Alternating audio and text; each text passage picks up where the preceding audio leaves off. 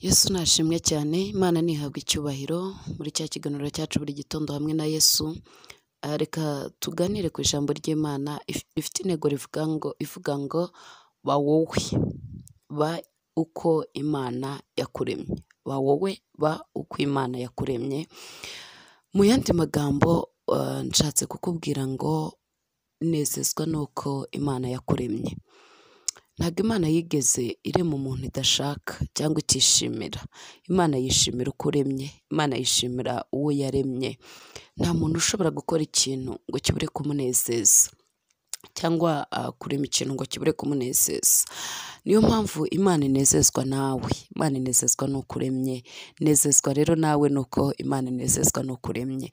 Ba wowe mu buzima bwawe bwa buri munsi, ba uko Imana yakuremye. Twihuse cyane reka dusome ijambo ry'Imana rivuga ngo kuko ari wowe waremye ingingo zanjye, wanteranirije mu nda ya mama, ndagushimira yuko naremwe uburyo buteye ubwoba butangaza. Imirimo wakoze ni ibitangaza.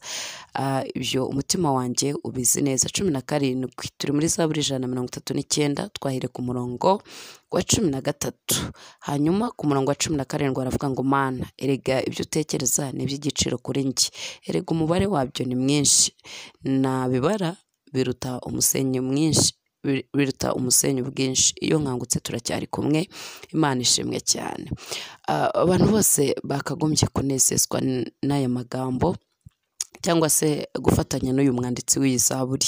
Aravuga ngo iyo nkangutse turacyari kumwe. Hari ibintu byinshi biguca intege mu buzima, hari ibintu byinshi bigutera ubwoba, hari ibibyuka bikubwira yuko uremye nabi, udasobanutse, ubugufi bwawe, uburebure bwawe, ibiro byawe byinshi, uteye nabi, karibure yawe ntisobanutse, ugaragara nabi, ufite mu maso habi, ufite ibirenge bibi, ufite umutwe mubi, ufite ibintu byinshi cyane. Amajwi ni menshi araturuka imbere muri wowe, hari n'ayava hanze. Ntabwo bitangaje ko abantu bakureba bakavuga bati ntufitinze rwose, iyo tukurebye muri iyi kariyeri yacu ntabwo bigenda, ntabwo usobanutse mu kazi ukora rwose, ntabwo usobanutse. Ibintu nk'ibyo bitandukanye pe. Satani afite inzira nyinshi zo gutuma akubwira ko imiterere yawe atari myiza. Iki gitondo rero nagira ngo nkwibutse ko ugomba kunezererwa uko Imana yakuremye nuko data yakugize. Njya nkunda kubwira abantu ngo ndemye mu isura y'akazi. Imana ishimwe cyane. Imana ntabwo yigeze yibeshya. Iyi si itabigukeneye ntabwo iba yarakuzanye ku isi, ntabwo bishoboka. Ndetse ndagira ngo mbibutse yuko hari abandi bajya bababazwa n'imiterere yabo, akaba yakiyahura, akaba yacika intege mu buzima, akaba atagera kure, imigisha ye ikabuzwa nuko adashaka gukora kubera imbaraga nke z'umutima, kubera ziba zaraciwe intege nuko ateye, nuko agenda, nuko abayeho, ndetse nuko aremye. Ibyo bikamuca intege mu buzima. Ariko iki gitondo ndakwibutsa ngo iyi si bitagukeneye ntabwo data aba yarakohereje ku isi, ntabwo Imana iba yarakuremye. Ushobora kuvuga ati se yari inkeneye ite, dore uko navutse, dore ingingo zimwe zanjye ntizuzuye, cyangwa se imiterere yanjye ntiteye nk'abandi, ubwiza bwanjye ntibusobanutse, indeshyo yanjye ntabwo ikenewe ku isi, ubunini bwanjye wenda isi ntibukunze, uburebure bwanjye wenda ni ikibazo, ni abonomo, ntabwo ari normal. Ibintu byinshi bitandukanye bishobora kuguca intege. Ariko muri iki gitondo reka nkwibutse ngo uri ikiremwa gitangaje kandi giteye ubwoba. Haleluya, Imana ishimwe. Dawidi rero reka azabisobanukirwe. Simbizi nimba yari yaragize ayo majwi amuca intege, nimba yari yaragize amajwi amubwira ngo wowe ntushoboye, cyangwa se uremye nabi, cyangwa uteye nabi. Ntabwo nzi icyatumye yandika iyi Zaburi. Mu by'ukuri ntabwo ndibuze kubabwira kuko Bibiliya ntisobanura byinshi kuri iyi Zaburi ya Dawidi, ariko ivuga ko ari we wayihimbye. Ariko ukurikije ubuhamya arimo yihamiriza n'uburyo arimo yitangaho urugero, n'uburyo arimo abwira umutima we, n'uburyo arimo yikonvinka, yibwira, bigaragara yuko yari yahuye n'ikintu gikomeye cyane. Bishoboka ko ashobora kuba yari yahuye n'ibimubwira ko adashoboye, n'ibimubwira ko imiterere ye n'imiremerwe ye bidatunganye, n'amajwi amuca intege mu buzima. Ariko asubiza muri Zaburi nziza cyane nkunda, kandi nawe nifuza yuko yakugirira umumaro muri iki gitondo. Aravuga ngo kuko ari wowe waremye ingingo zanjye, wanteranirije mu nda ya mama, ndagushimiye ko naremwe uburyo buteye ubwoba kandi butangaza. Imirimo wakoze ni ibitangaza gusa. Ndagushimira yuko naremwe uburyo buteye ubwoba kandi butangaza. Ntabwo nzi ijwi ukeneye gusubiza muri iki gitondo ryari ririmo riguca intege. Ntabwo nzi uburyo ukeneye kubwira ayo makuru akuri impande akuzengurutse, urwo rucanege rwose rukuzengurutse sinzi icyo ukeneye kurubwira, ariko muri iki gitondo reka nkubwire ngo tanga amakuru y'imvaho, tanga amakuru avuye mu ijambo ry'Imana. Uremye uburyo butangaje kandi buteye ubwoba.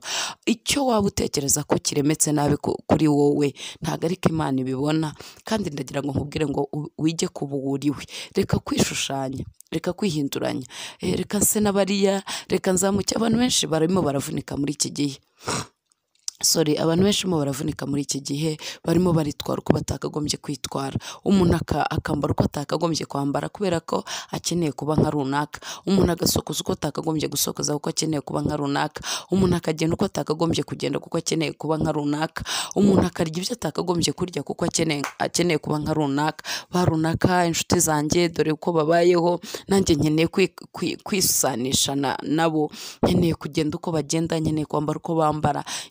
Akenshi tujya tubona abantu bagenda bakopera imico itandukanye kubera ko umusitari runaka yambara gutya, umuntu runaka asokoza gutya, umuntu runaka anywa gutya, arya ibiryo runaka, noneho nawe ugashaka kugenda nk'uko agenda, ariko ntabwo ari wowe. Nimba umusitari runaka agenda kuriya, uriya ni we. Nimba ayambara kuriya, uriya niwe. Wowe urindi mbere y'uko wambara kuriya, mbere y'uko wisanisha kuriya. Reka mbanze mbabwire ikintu gikomeye cyane, no mu buryo bwo guhinduka ubanza kwemera uwo uriwe. Mu ntege nke zawe urabanza ukazemera, ukavuga ati njyewe nteye gutya, mvuga gutya, ndakara gutya, nkora gutya. Nimba ari n'ibyo uhindura urabanza ukabyemera, ukavuga ati nicaye nisuzumye ndi uyu nguyu, umujinya wanjye ni uko uteye, uburakari bwanjye ni uko buteye, ikosa ryanjye njyangwamo ni uko rimeze. Murabizi ko ejo twarimo tuganira ku bintu bivuga ngo aho unanirwa niho Yesu atunze agatoki. Icyo kikunaniza, icyo ngicyo urabanza ukacyemera, ukavuga ati uwo ni we njyewe. Iyo umuntu amvugishije gutya, uwo ni we njyewe. Iyo umuntu anganirije gutya, uwo ni we njyewe. Iyo nahuye n'umuntu runaka, uwo ni we njyewe. Aho ngira intege nke ni aha ngaha. Urabanza ukabyemera kugira ngo bihinduke. Rero no mu buzima busanzwe reka nkubwire ngo emera uwo uriwe, unezezwe nuko Imana ikuremye, banza uba uwo uriwe. Iyi si itagukenera niko nababwiye, ntabwo wari kuremwa, ntabwo wari kuza mu isi, ariko kuko hari icyo waje gukora muri iyi si kijyanye n'uko uteye. Emera uwo uriwe. Tugiye tubona abantu benshi cyane, ukabona umuntu yagize ibyago, wenda avuka nta maguru afite, ariko muri iyi minsi akaba arimo ahindura isi kubera uko aremye. Agahaguruka akavuga ati mva ndabashimira Imana ibasha kubeshaho abantu bose batandukanye. Isi kumva Imana, isi igahindurwa n'ubwo buhamya. Imana rero iba yarabikoze kugira ngo n'abazi ko bafite amaguru badahimbaza Imana bamenye ko Imana ishobora byose, kandi bamenye ko Imana ari Imana ikomeye cyane. Bigatuma rero ahindura imitima y'abantu bagasanga Kristo. Rero uremye uburyo Imana yakuremye, ni uburyo bwo gukora akazi kayo, ni uburyo bwo kuzuza intego yayo. Buwuriwe, nezezwa n'icyo uri cyo, nezezwa n'icyo uri cyo. Hanga amaso ku Uwiteka Imana ishobora byose, nibikunezeze. Dawidi aravuga ngo nari mu buryo butangaje kandi buteye ubwoba. Hanyuma ku murongo wa 17 aravuga ngo Mana, erega ibyo utekereza kungirira ni byiza. Ntabwo nzi icyo ijwi ryaba riri kuguca intege, risubize muri aya magambo gusa: uko ndemye n'uko nteye, ibyo data atekereza kungirira ni byiza, reka kunca intege. Hanyuma yarakomeje aravuga ngo nabibara biruta umusenyi wo ku nyanja. Uko buri gitondo nkangutse mba ndi kumwe n'Imana, uko buri gitondo nkangutse mba ndi kumwe n'Imana, ititaye uko nteye, ititaye uko imiremerwe yanjye imeze, kuko ariyo yandemye uburyo butangaje kandi buteye ubwoba. Buri gitondo mba ndi kumwe n'Uwiteka Imana. Uyu munsi rero nagira ngo nguhe itangazo rivuga ngo ba uwuriwe, be you, ba wowe, ba wowe, ba uko Imana yakuremye, uko Imana yakuremye. Wikigereranya, biravuna. Umunyarwanda niwe wavuze ngo ingendo y'undi iravuna. Wikishushanya, wishaka kubundi, wishaka umuntu nakubwira ngo ndashaka ko dusa, mubwire ngo uremye muri matsiyeri yawe, nanjye ndemye muri matsiyeri yanjye. Wakitwaye nk'uko nitwara, mubwire ngo uri wowe nanjye ndi njyewe. Wajya uvuga nk'uko mvuga, mubwire ngo uri wowe nanjye ndi njyewe. Ntago navuga nk'uko uvuga kuko ndi njyewe, ntago nagenda nk'uko ugenda kuko ndi njyewe. Reka nkubwire ikintu utazashaka gukora mu buzima, ntuzashake gushimisha abantu kuko uri wowe, ntuzashake kubaho uko abantu babikeneye kuko uri wowe. Banza ube wowe, hanyuma unezeze iyakuremye. Iyakuremye ifite icyo yashakaga gukora muri iyo miremerwe yawe. Bwira rero Imana, uyibwire ngo Mana, ndabizi neza ko naremwe mu buryo butangaje, ndabizi neza yuko ayo majwi anca intege ari aya Satani, rwose wandemye ku mpamvu zawe bwite. Nkunda kubwira abantu ngo yibwire iguhuze n'icyo yakuremeye. Ese iyo sura yawe yaremwe gukora iki? Ese iyo miterere yawe iremewe iki? Ese uko uteye mu ngingo mu buryo butandukanye biremewe iki? Muri fizike, mu buryo bwa emosiyo, mu buryo bw'amarangamutima, mu buryo bw'ubwenge, ese kuki ari uko bimeze? Wagira ngo mbikoreshe iki Mana? Rero nibirangiza ureka gushimisha abantu, ntabwo uzabashimisha bose. Mu ikosa uzakora mu buzima, ntuzigere ushaka gushimisha abantu. Ba wowe biki Imana yakuremeye, nibwo uzabasha kugera ku cyo Data ashaka kandi yishimira. Turemye rero uburyo butangaje kandi buteye ubwoba, kandi buri gitondo Data tuba turi kumwe. Ibyo yibwira kutugirira ni byinshi, ntabwo ari ibibi, ni ibyiza. Iyo tubibaze biruta umusenyi wo ku nyanja. Nta mpamvu y'iterabwoba rero ryaguturukamo cyangwa rituruka impande rikubwira ko biteye nabi cyangwa se uremye nabi. Yiga kuba wowe.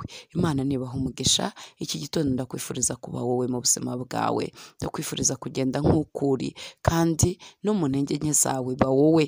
Nabyo bibwire Data, wikishushanya, mubwire ngo uyu ni njye, hanyuma rero nkiza. Nimba ari ibyo kugukiza bigukize, nimba ari ibyaha imbaraga biha imbaraga, nimba ari ibikuzamura bizamure, nimba ari ibiguca intege bikureho, kuko wamwemereye uwo uri we. Umwami Yesu nabaha umugisha. Nimugire umunsi mwiza kandi mugubwe neza. Shalom.